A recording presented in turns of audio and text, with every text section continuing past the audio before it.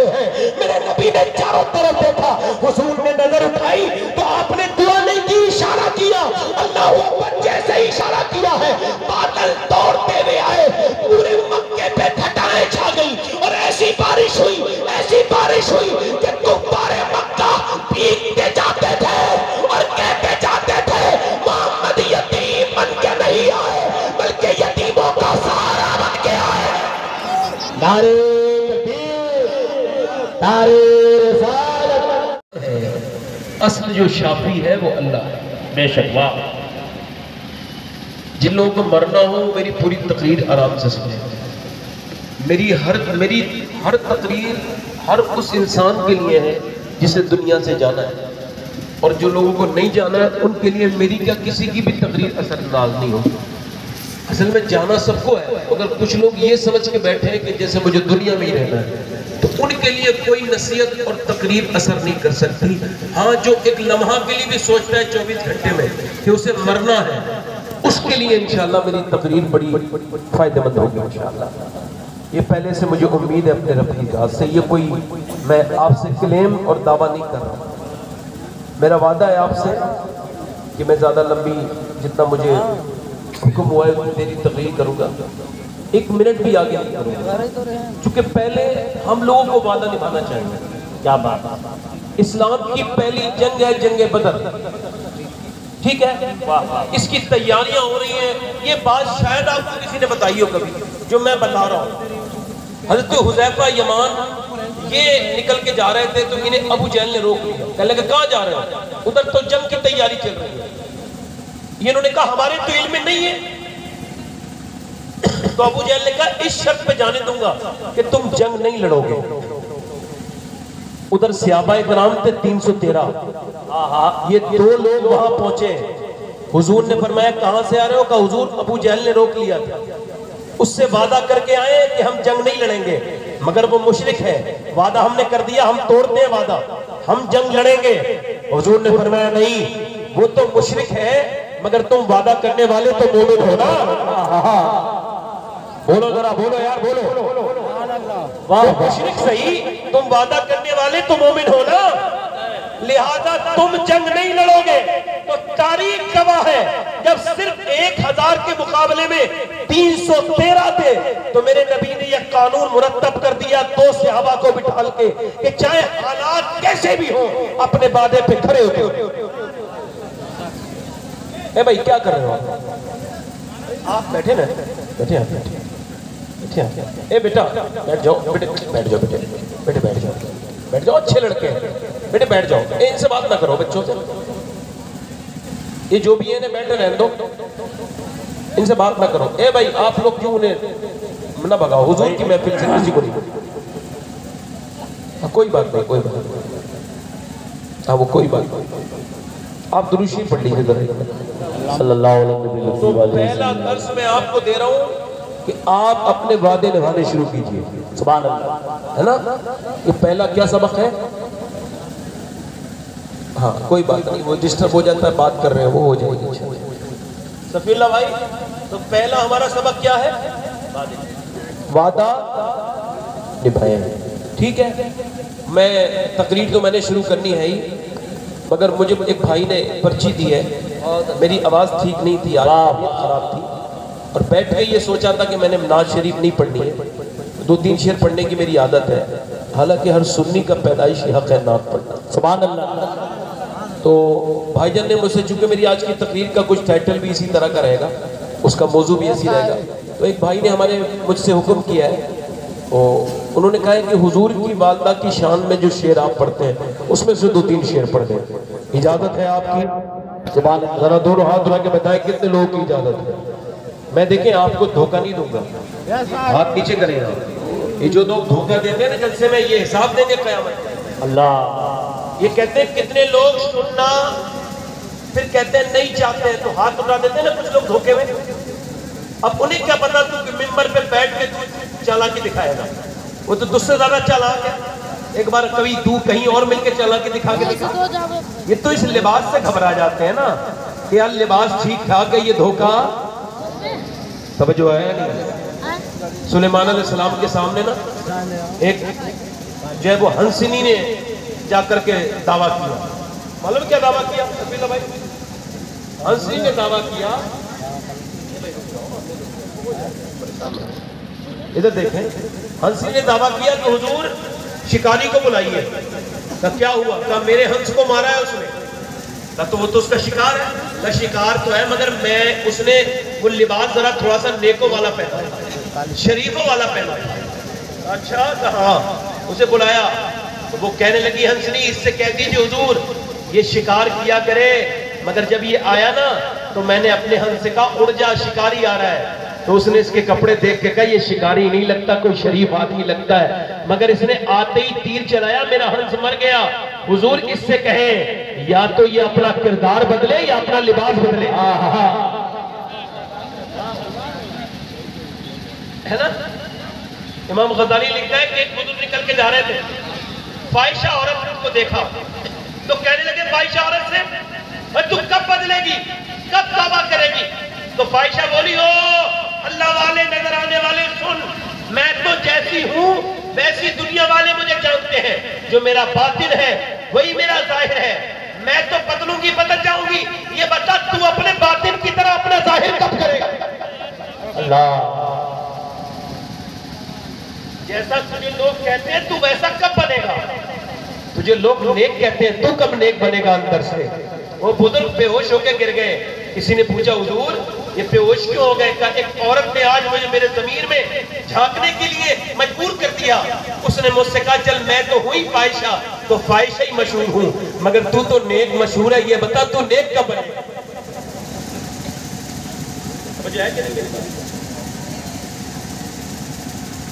ठीक है भाई, अब अगर आप कहें तो 2-3 शेर पढ़ दें। सुभान अल्लाह कहने के लिए मुझे कहना पड़ेगा क्या? जरा बोले सुभान अल्लाह। जरा दोनों हाथ उठा के लब्बैक या रसूल अल्लाह। एक यहूदी हुजूर की बारगाह में आया, हदीस शरीफ में आया, कहने लगा हुजूर मुझे कोई मौजज़ा दिखाएंगे? सरकार ने फरमाया बोलो क्या मौजज़ा देखना चाहते हो? तो हुजूर मेरी बेटी मर गई है, मैं मुसलमान हो जाऊंगा अगर मेरी बेटी जिंदा हो जाए। नबी ने फरमाया चलो। हुजूर कब्र पे गए, आवाज दी है बेटी तुझे अल्लाह का रसूल बुलाता है। जैसी नबी ने आवाज दी है ना, खुदा की कसम कब्र में हलचल पैदा हुई, आधी मिट्टी इधर गिरी, आधी मिट्टी इधर गिरी, कब्र चीरती हुई बाहर को बच्ची आई और बोली लब्बैक या रसूल अल्लाह। नारे तकबीर, नारे रिसालत, हुजूर सैयद सलाम सैयदा आमना की शान में 2-3 शेर पढ़ता हूं।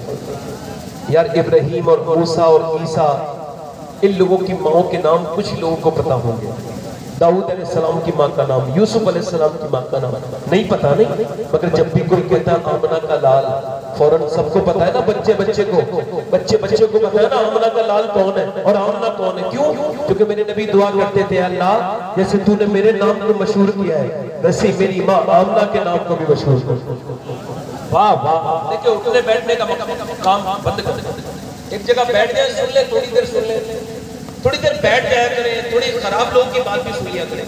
हमारे सफीला भाई ने मेरी तारीफ की, मैं तो खादिम हूँ, मेरी कोई औकात नहीं है, अपनी औकात सिर्फ इतनी है, कुछ नहीं, बात सिर्फ इतनी है, कल भी टुकड़ों पे उनके पलते थे, अब भी टुकड़ों पे उनके पलते हैं। थोड़ी देर बैठ के सुन ले, उठने बैठने का प्रोग्राम बंद कर, है ना। पढ़ता हूँ 2-3 शेर। एक मर्तबा जो है वो सरकार ताजु शरिया के नाम पे दोनों हाथ उठा के लब्बैक या रसूल अल्लाह। मलका तो जान है मेरी नबी की माँ, मलका तो जान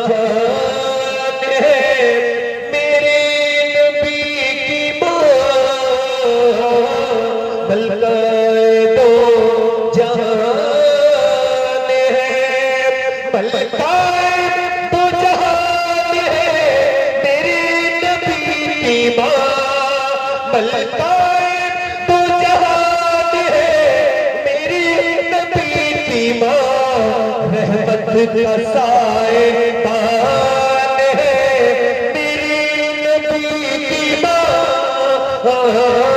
रहमत का साएबान है चची है मुर्तजा की दादी बतूल की। वाह वाह वाह। चच्ची किसकी है? चच्ची किसकी है? मौला अली की। और दादी किसकी है? सैयदा फातिमा की।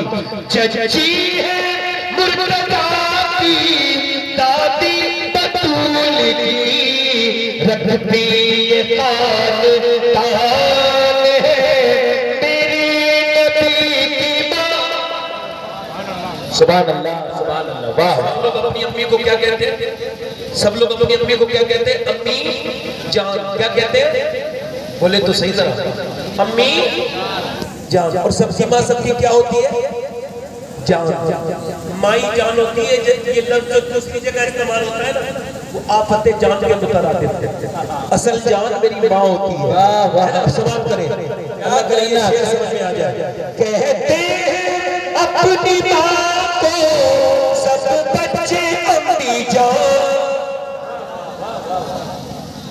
कहते हैं अपनी माँ को सब बच्चे अम्मी जान, सोचो किसकी जान है मेरे नबी की माँ। सोचो। ये शेर समझ में नहीं आया और मैं समझाना भी नहीं चाहता। जो शेर समझ में नहीं आया उसे नहीं समझाना चाहिए। ये शेर इंशाअल्लाह समझ आ जाएगा। कुछ मुसलमान ऐसे जो कहते हैं हम तो मुसलमान हैं मगर नबी की अम्मी मुसलमान नहीं, मगर ये देवबंदी वहाबी कहते हैं इस बात को ना। ये जो देवबंदी वहाबी कहते हैं, जितने बदअकीदा हैं एक भी नहीं बचेगा, सारे जल जाएंगे, सारे जल जाएंगे। मेरे हुजूर के बाद अम्मी को कहते हैं माज़अल्लाह वो मुसलमान नहीं, जिसके बेटे के ऊपर ईमान ला के पूरी दुनिया मुसलमान हो रही है। ये कहते हैं। मगर सुन्नी क्या कहता है? सवाल करें। सुन्नी कहता है जुल्फों के पाँव के नाखून की नोक तक, जुल्फों के पाँव के नाखून की नोक तक ईमान ही ईमान है मेरे नबी की माँ। नारे नारे रिसालत मसलके आला हज़रत हुजूर सैयद शबाब मियां शाह साहब क़िबला फैज़ाने हुजूर राजिल शरिया। वाह वाह। बस ही हुक्म करें भाई, मैं तकरीर शुरू कर रहा हूँ। देखें मेरी आज की तकरीर है अल्लाह की नेमतें, ठीक है, और उस पर शुक्र। ठीक है, मुआशरे की सबसे बड़ी उलझन ये है कि ये अल्लाह के जिक्र से गाफिल है। ठीक है ना? आप मेरी बात समझ रहे हैं? लोग कहते हैं सुकून चाहिए, और सुकून है अल्लाह की फरमाबरदारी में। बेशक। किसी मियाँ के तावीज़ में, किसी मौलवी के किसी तकरीर में सुकून तब तक नहीं मिलेगा जब तक नमाजें कायम नहीं होंगी। वाह वाह। ठीक है, मेरी बात समझ आ रही है? मेरी बात समझ आ रही है? मैं आपकी मंजिल का राहबर बन सकता हूं मगर आपकी मंजिल नहीं हो सकती। आपकी मंजिल और मेरी मंजिल दोनों की अल्लाह, उसकी रजा है।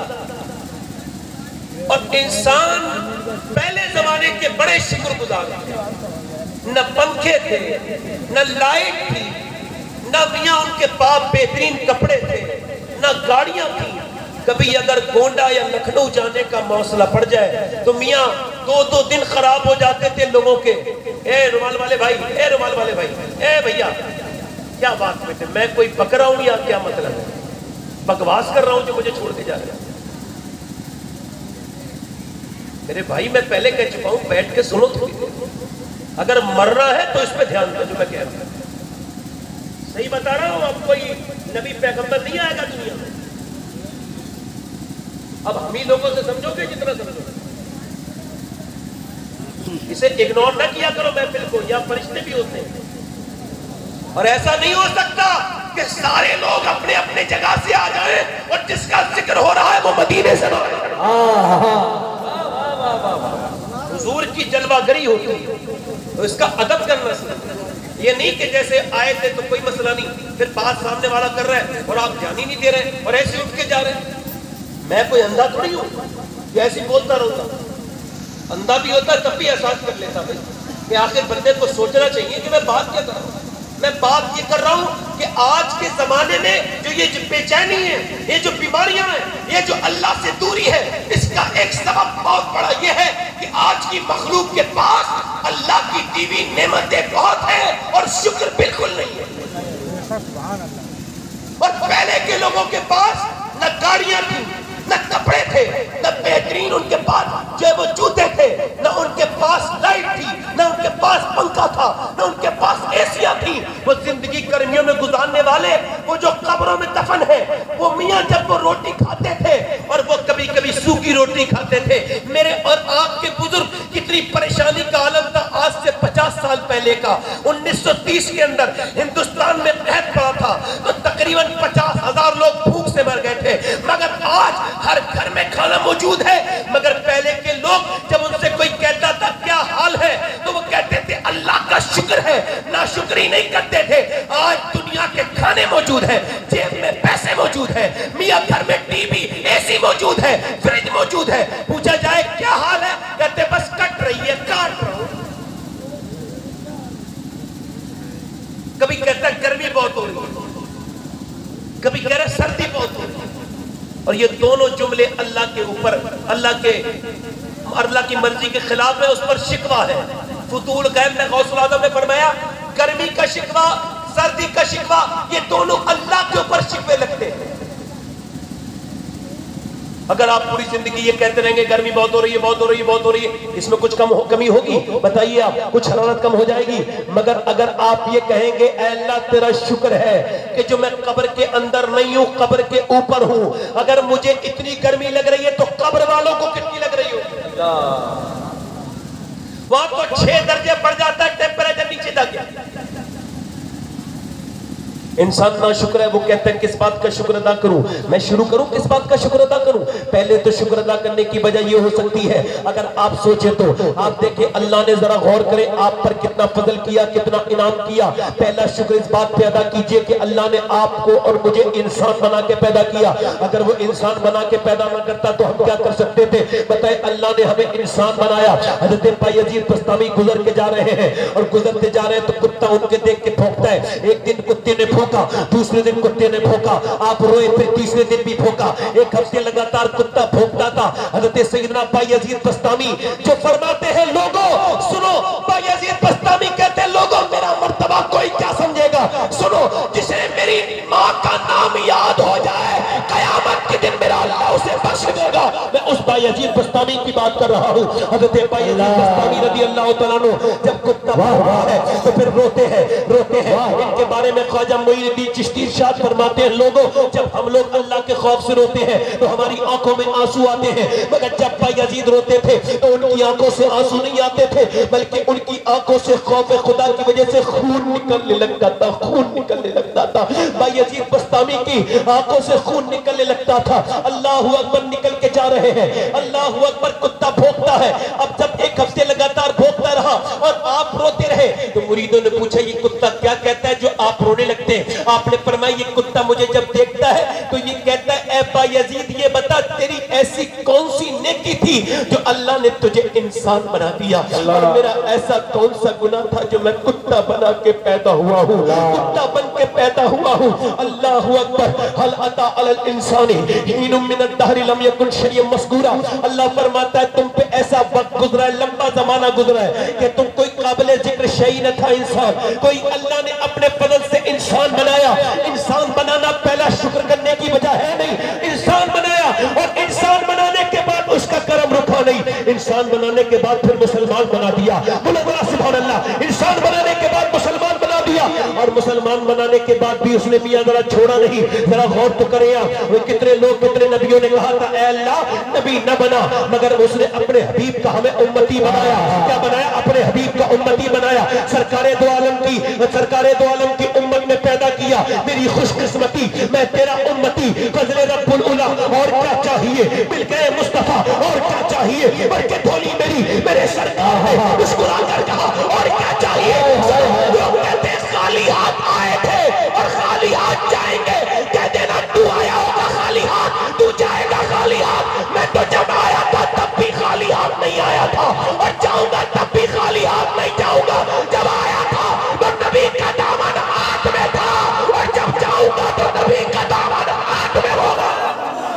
नारे तकबीर, नारे रिसालत, नस्ल के आला हजरत उर्से मुकद्दस।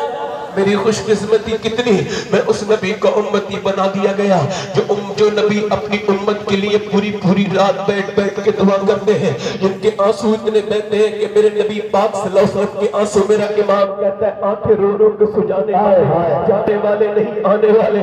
अल्लाह ने अपने हबीब का प्यारा उम्मती बना दिया, यार हुजूर के उम्मती बन गए। जरा गौर तो करो तवज्जो, मगर उसके बाद भी फिर करम रुका नहीं। पहले मुसलमान बनाया, फिर इंसान बनाया, इंसान के बाद फिर हुजूर का, पहले इंसान बनाया, फिर मुसलमान बनाया, फिर हुजूर का उम्मती। और उम्मतियों में 73 फिरके हैं, मगर जब तुम्हें पैदा किया तो यार के गद्दारों में पैदा नहीं किया, यार के वफादारों में पैदा किया। वाह वाह, बोलो जोर से बोलो जरा, सुभान अल्लाह।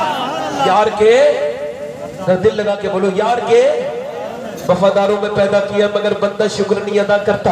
वो कहता है दौलत होगी तो शुक्र अदा करूंगा। दौलत की हकीकत बताऊं, एक आदमी अस्पताल में भर्ती हो गया, सांस आने में दिक्कत हो रही थी, उसके अस्पताल में जाकर के ऑक्सीजन लगाया गया। बड़ा अस्पताल था, बड़ा आदमी था, बड़ा अस्पताल था मियाँ, मगर अस्पताल में बड़ा लंबा बिल आया। 1.5 दिन के बाद उसकी तबीयत ठीक हुई। जब वो बिल्कुल फारिग हो गया तो फिर अब मियाँ यहाँ पर जो है ना, वो यहाँ पर जो है कलम कागज चल रहा है, और वो कह रहे कितने पैसे हो गए, 90,000। वो बूढ़ा देख करके रोने लगा। जब वो देख करके रोया, तवज्जो, जब वो देख करके रोया, नारे बैठे, नारे रिसालत, नारे रिसालत, शहजादे मौलाए कायनात, शहजादे मौलाए कायनात, शहजादे हुजूर गौस आज़म, शहजादे हुजूर गौस आज़म, हुजूर सैयद आसिफ मियां शाह साहब क़िबला, हुजूर सैयद मदीना शाह साहब क़िबला। नारे तकबीर, नारे रिसालत, नारे रिसालत। बैठ जाए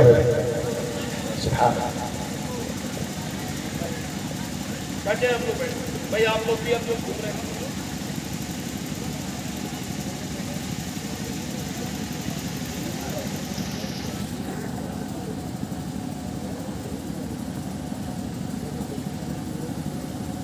आप देख रहे हैं कि ये महफिल मुकम्मल हो गई, हजरत तशरीफ ले आए और हजरत के आने से बरकतें हो गई। बोले सुभान अल्लाह। सैयद आसिफ मियां साहब क़िबला मद्दज़िल्लाहुल आली, जो अपने बुजुर्गों के भी वारिस हैं और नमूना इस्लाफ हैं, बड़ी बरकत की शख्सियत है।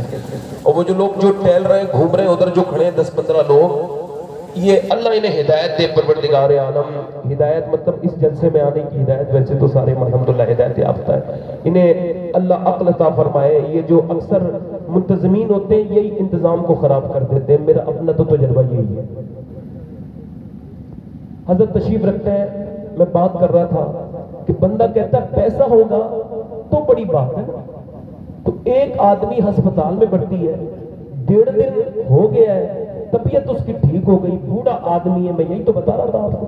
तो उसके बाद डॉक्टर ने देखा तो 90,000 का बिल देख करके बूढ़ा रोने लगा। उसने कहा भाई आप क्यों रो रहे हो, बुजुर्ग कुछ ज्यादा पैसे लग रहे हैं, मैं कुछ कम कर दूं। उसने कहा नहीं नहीं नहीं नहीं, इतने पैसे अल्लाह ने दिए कि पूरा अस्पताल खरीद सकता हूँ आपका। तो कहा फिर आप रो क्यों रहे हैं, ये वजह क्या है? कहने लगे रो इस वजह से रहा हूँ कि बात यह है कि मैं जो है वो अब ये सोच रहा हूँ कि 80 साल का बूढ़ा हूँ, अल्लाह की हवाओं में सांस लेते हुए 80 साल हो गए। आपके इस मैंने अस्पताल में 1.5 दिन सांस लिया है मशीन से, तो आपने 90,000 का बिल बिठा दिया और 80 साल हो गए अल्लाह की हवाओं में सांस लेते हुए। मैंने कभी सोचा ही नहीं कि सांस लेना कितनी बड़ी नेमत है। कभी अस्पतालों में जाओ, मेरी बात हल्की लग रही हो ना तो अस्पतालों में जाओ, कभी जाकर के बीमारों से मिलो, जाकर के बात करो। मियाँ कैंसर के मरीजों से जाके मिलो।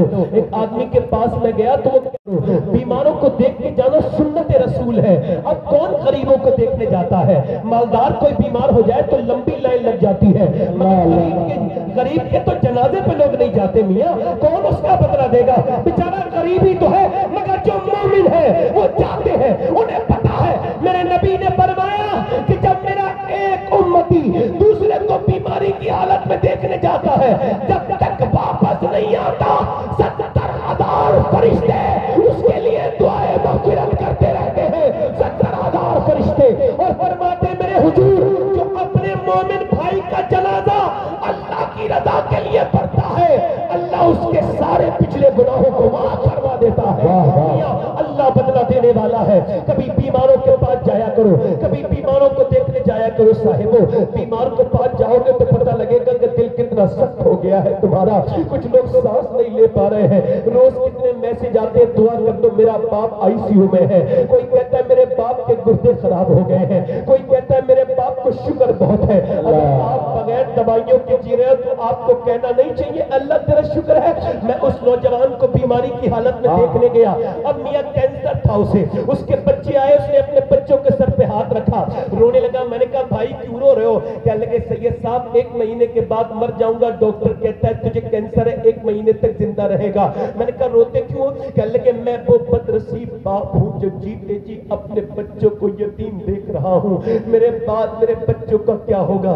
इमाम गजाली कहते हैं शुक्र अदा करने के लिए तुझे बहाना चाहिए तो सुन, देख कितने बच्चे तेरे मोहल्ले में यतीम हैं, फिर अल्लाह का शुक्र अदा कर। ऐ अल्लाह मैं अभी तक अपने बच्चों पर बैठा हूं, मेरे बच्चे अभी तक यतीम नहीं हुए।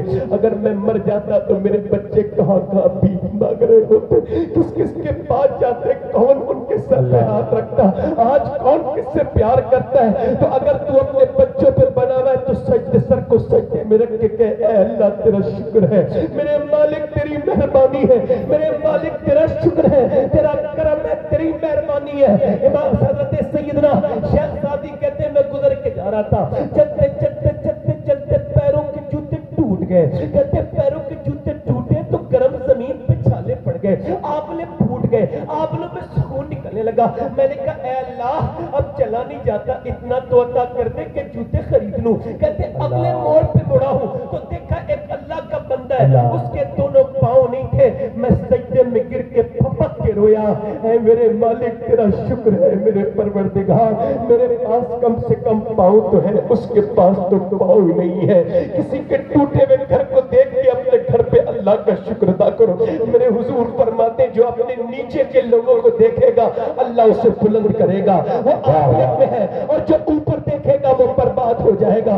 देखो कितने फुटपाथ पर है, कितनी मेरी बहनें सुन रही हो तो देखे कितनी औरतें परेशान है। ऐ मेरे भाइयों रातों को शुक्र अदा किया करो, उसकी नाशुक्री करना बंद कर दो परवरदिगार की, उसका शुक्र अदा किया करो। क्योंकि तब तुम शुक्र अदा करते हो तो वो नेमतें बढ़ा देता है, वो अपना फजल बढ़ा देता है। तुम चुप चुप के जब उसका शुक्र अदा करोगे। मौलाना रूम एक वाकया लेके आए हैं। मौलाना रूम कहते हातिम ताई से किसी ने पूछा, सफीउल्लाह भाई गौर कीजिए, हाफिज वो कहते हैं कि हातिम ताई से किसी ने पूछा क्या आपने खुद से भी ज्यादा किसी को सखी पाया, खिलाने वाला? कहने लगे हाँ, एक आदमी के पास में गया था, भूखा था, मुसाफिर था, उससे मैंने कहा कुछ मिलेगा? कहने लगा बैठिए आप मेहमान है। वो बकरे को ज़िबा करके मेरे सामने कलेजी भून के लाया। कहते कलेजी इतनी लजीज थी, इतनी अच्छी थी, इतनी स्वादिष्ट थी, इतनी ज्यादा जायके वाली थी कि मैंने तारीफ किए बगैर रुक नहीं पाया। मैंने कहा बहुत अच्छी कलेजी है, और थोड़ी देर के बाद फिर ले आया कलेजी, और उसके बाद 3-4 कलेजी सामने रख के बोला ये भी खाइए। कहते मैंने खाई, ये पहले से भी ज्यादा अच्छी थी। मैंने कहा ये तो और भी ज्यादा अच्छी है। वो सुबह को फिर आया और फिर 5-6 कलेजी सामने रख के हाथ जोड़ के बोला खा लीजिए, ये भी अच्छी होगी मगर इसकी तारीफ मत करना। मैंने कहा क्यों? क्या इस वजह से कि मेरे जितने बकरे थे मैं सब कुर्बान कर चुका, अब मेरे पास कुछ नहीं है। जब हमारे यहाँ मेहमान तारीफ करता है तो ये समझा जाता है उसे और चाहिए, ये शाइस्ता तरीका होता है मांगने का। लिहाजा मेरे सारे बकरे ज़िबा हो गए, बकरियां, अब मेरे पास कोई जानवर नहीं है, मैं शर्मिंदा हो जाऊंगा, मेरे खाने की तारीफ ना करो। मनारूम कहते हैं बगैर किसी मिसाल के समझ, जब दुनिया वाले के खाने की तारीफ करेगा तो वो भी तुझे चाहेगा और खिलाए और खिलाए। मगर सुन, एक दिन वो हाथ जोड़ के कहेगा मेरे पास खत्म हो गया, मगर अल्लाह के खजानों में कोई कमी नहीं है। तू शुक्र अदा करता रहेगा, वो तुझे नवाजता रहेगा। लाइन शकर तुम लाजिना। नारे तकबीर, नारे रिसालत, मसलके आला हज़रत, फैज़ाने अहले बैत। शुक्र अदा कर कहता है बड़ी जिंदगी ने प्रॉब्लम देखी है। सैयद साहब आप तो तकरीर करते हो, आपको क्या पता मेरी जिंदगी में बड़े चैलेंजेस हैं, मेरी जिंदगी में बड़ी परेशानियां हो देखी है, मैंने दुखों भरी जिंदगी देखी है। मैंने कहा चल मैं तुझे उस बारगाह में लेके चलता हूँ जिस बारगाह में हर मर्ज का इलाज मौजूद है। मेरे हुजूर फरमाते सारे नबियों की तकलीफ एक पल्ले में रख दी जाए, एक तराजू में तोली जाए। एक पलड़े में रखी जाए। फरमाते और मेरी अकेली की तकलीफ एक पलड़े में रखी जाए। फरमाते मेरी तकलीफ का पलड़ा भारी हो जाएगा। हुजूर फरमाते सारे नबियों ने मिलकर इतनी तकलीफ नहीं उठाई जितनी अकेली मैंने दुख सहे। थोड़ा सुना दो हुजूर की बात, सुना दो थोड़ी वाह हल्की सी सुनाओ। मियाँ देखें मेरे नबी करीम सल्लल्लाहु अलैहि वसल्लम के वालिद का नाम क्या है, जरा थोड़ा याद कर लें। क्या नाम है? अब्दुल्ला। क्या नाम है? जनाब सैयदना अब्दुल्ला। और उनकी हुजूर की वालदा का नाम मैंने क्या बताया था आपको? सैयदा आमना। दोनों की शादी हुई है। अच्छा ये दोनों की शादी भी अल्लाह की मर्जी से ही हुई है ना।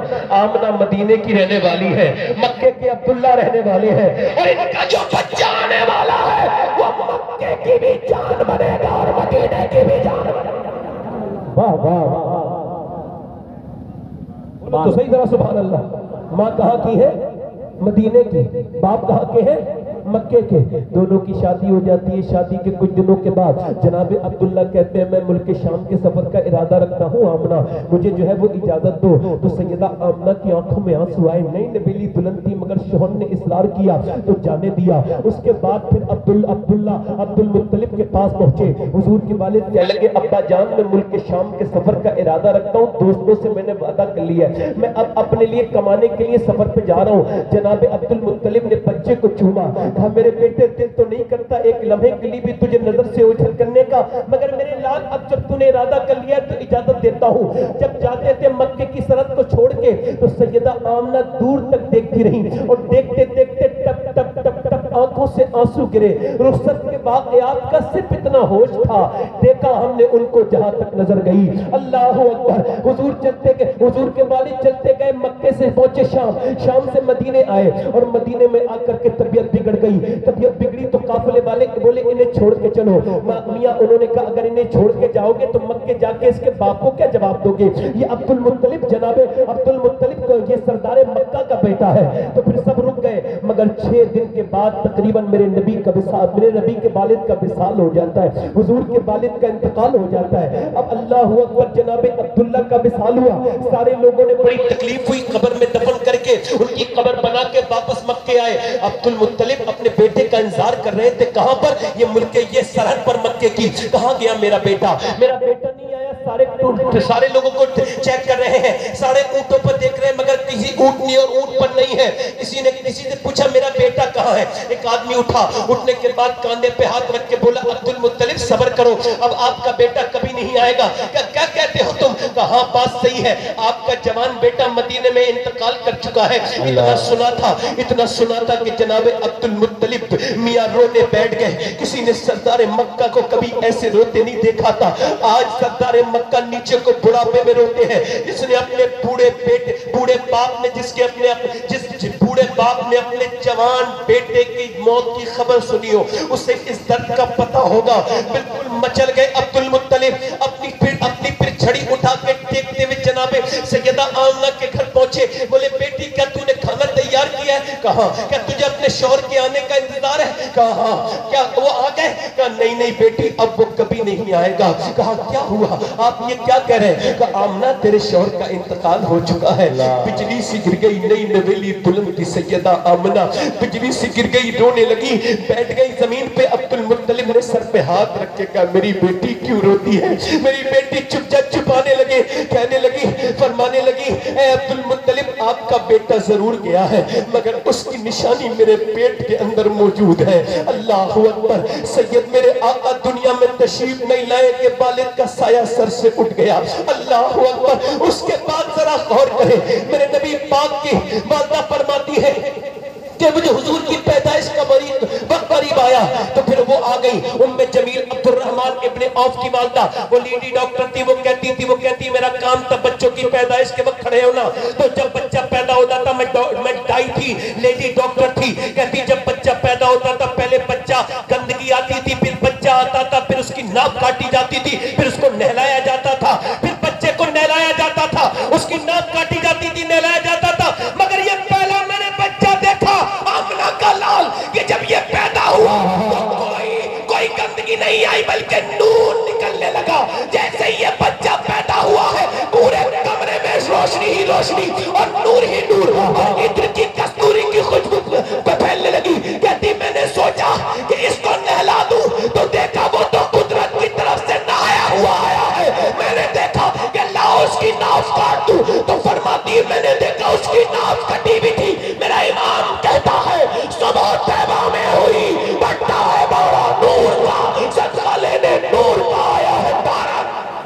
नारे तकबीर, नारे रिसालत, मसलके आला हज़रत उर्से मुक़द्दस। उम्मे अमन फरमाती है, तवज्जो करो, वो कहती है, उम्मे जमील कहती है, मैंने बच्चे को उठाया, मैंने कहा आमना मैंने बच्चे बहुत देखे मगर तेरे बच्चे की तरह हसीन बच्चा नहीं देखा, ऐसा बच्चा मैंने कभी नहीं देखा, इसके तो चेहरे से नूर निकलता है, ये तो बच्चा मुस्कुराता है।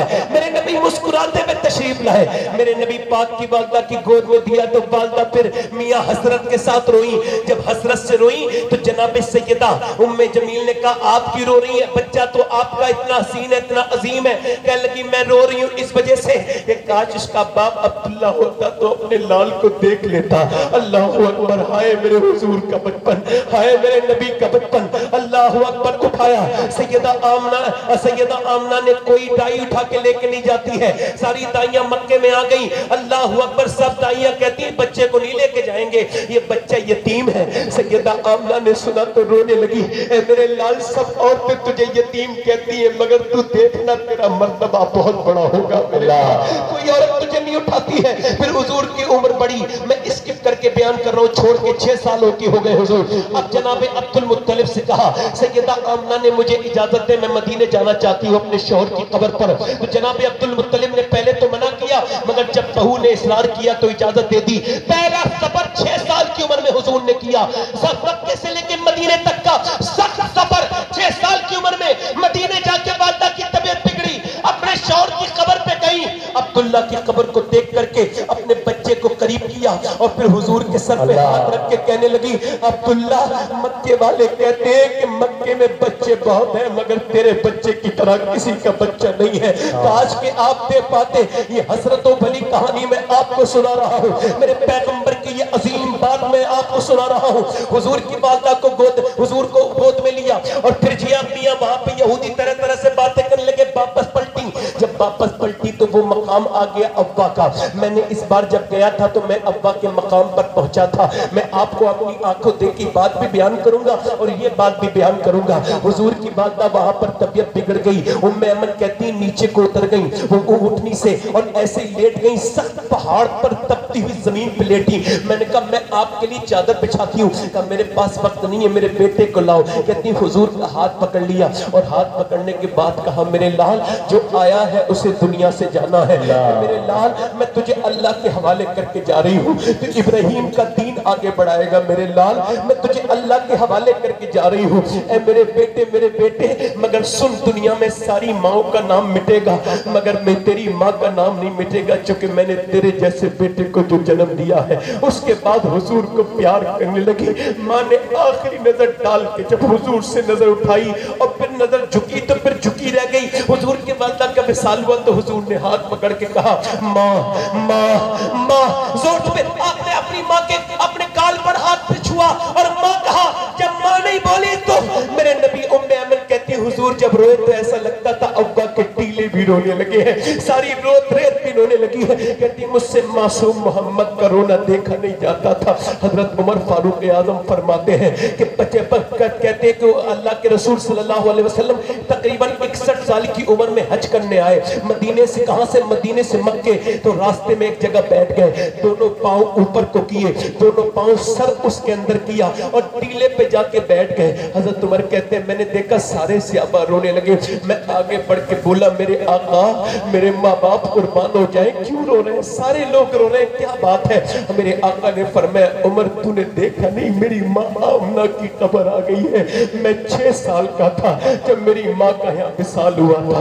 आज 55 साल के बाद मेरे नबी अपनी माँ की कब्र पे खड़े होकर रो रहे हैं। और 6 साल के जब मैं गया था तो मुझे भी हुजूर का बचपन याद आता था। मियाँ मेरे नबी अपनी माँ की कब्र पे खड़े होकर, उम्मे अमन कहती मैंने हाथ पकड़ लिया और फिर माँ की कब्र बना के हुजूर को लेके चली ना तो हुजूर ने हाथ छुड़ा लिया और दौड़ते हुए ऊपर चढ़े। कहती जब मैं टीले के ऊपर पहुंची ना तो मैंने देखा हुजूर अपनी माँ की कब्र की पत्थर से चिपट चिपट के रोते हैं।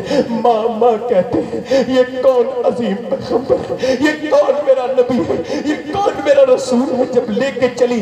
आज तुम अपनी माँ को जीते जी छोड़ चुके हो।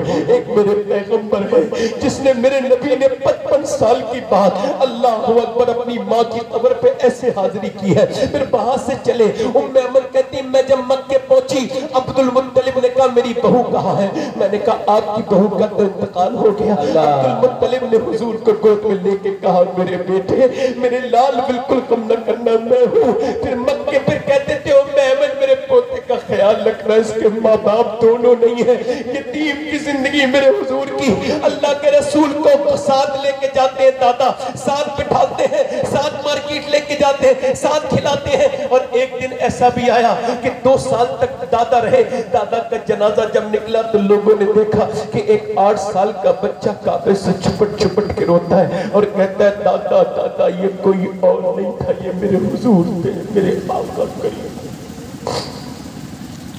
फिर अबू तालिब ने उठा लिया, कहा मैं आपको पालूंगा। अबू तालिब उठा के ले चले जनाबे अबू तालिब। अब मियां लोग क्या कहने लगे, कुछ दिनों के बाद बारिश होना बंद हो गई। जब बारिश होना बंद हुई मक्के वाले भूखे रहने लगे, कहत पड़ गया। कहने लगे अगर बारिश नहीं हुई चलो चलो अबू तालिब के पास चलते। अबू तालिब के पास पहुंचे, कहने लगे जनाबे अबू तालिब आप दुआ कर दे बारिश हो जाए। अबू तालिब बोले मैं दुआ नहीं करूंगा, ये मेरा भतीजा दुआ करेगा। ये तो खुद यतीम है, ये क्या दुआ करेगा? वो कहते थे यतीम में बरकत होता है। माज़अल्लाह हज़रत अबू तालिब बोले खामोश, जो मेरे भतीजे के बारे में ये अल्फाज कहे। गोद में उठाया और उठाने के बाद बोले देखो मैं दिखाता हूँ।